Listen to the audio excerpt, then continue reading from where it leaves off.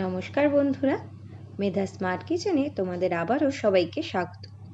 তো বন্ধুরা, আজকে আমি চলে এসেছি চটপট একটা আলু ভেন্ডি ভাজা রেসিপি নিয়ে। ভেন্ডি আলু ভাজা কিন্তু আমরা সবাই খুবই ভালোবাসি, আর সেটা যদি একটু টেস্টি হয় তাহলে তো আর কথাই নেই। তো চলো বন্ধুরা, রেসিপিটা দেখতে থাকো, আশা করছি তোমাদের খুব ভালো লেগে থাকবে।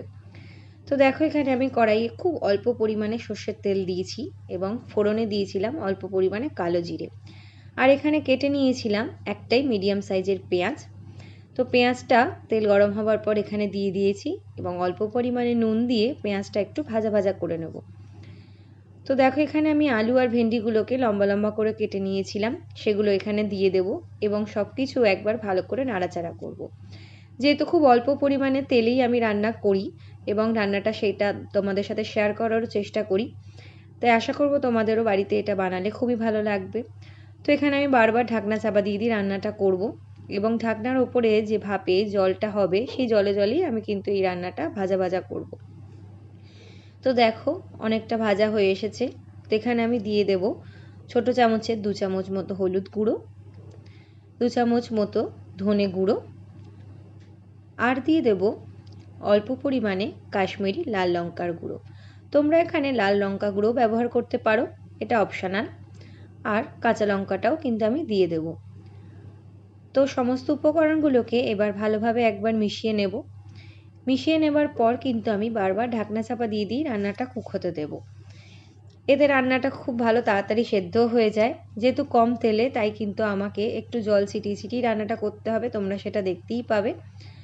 এখানে দিয়ে দেবো অল্প পরিমাণে চিনি, যাতে এটা তাড়াতাড়ি কালারটা খুব সুন্দর আসে রেস্টুরেন্টের মতো। তো সমস্ত উপকরণগুলো নাড়াচাড়া করে নেওয়ার পর আমি এটাকে ঢাকনা চাপা দিয়ে করব এবং সব কিছুর পরে দেখো, এখানে আমি অল্প পরিমাণে কিন্তু টমেটো কেচাপ ব্যবহার করেছি। এটা তোমরা দিতেও পারো, নাও দিতে পারো। টমেটো কেচাপটা দিলে একটু রেস্টুরেন্ট স্টাইলের মতো দেখতে হয়, তাই এতে বাচ্চারা খুব পছন্দ করে। সবই মুখরোচক ব্যাপার, কিন্তু তার মধ্যেও হেলদি রাখার চেষ্টা আমি করি রান্নাবান্নার মধ্যে। তো আশা করব রেসিপিটা তোমাদের সকলের খুব ভালো লেগে থাকবে। আর যদি ভালো লেগে থাকে অবশ্যই কিন্তু লাইক, শেয়ার, সাবস্ক্রাইব করে পাশে থাকতে একদম ভুলবে না। তোমাদের একটা লাইক, শেয়ার, কমেন্ট কিন্তু আমাকে নতুন নতুন ভিডিও বানাতে অনেকটা মোটিভেট করে। তো দেখো বন্ধুরা, এখানে সমস্ত উপকরণগুলো আমি এখানে ভালোভাবে নাড়িয়ে নিচ্ছি। তো আমার রান্নাটা কিন্তু অলরেডি হয়েই এসেছে, আর কিছুক্ষণের মধ্যেই এটা হয়ে যাবে। তো এটা ভাত, রুটি, লুচি, পরোটা সব কিছুর সঙ্গে কিন্তু খুব ভালো যায়। তো নামানোর আগে স্বাদ মতো নুন এবং চিনি দিয়ে রান্নাটা নামিয়ে নেব।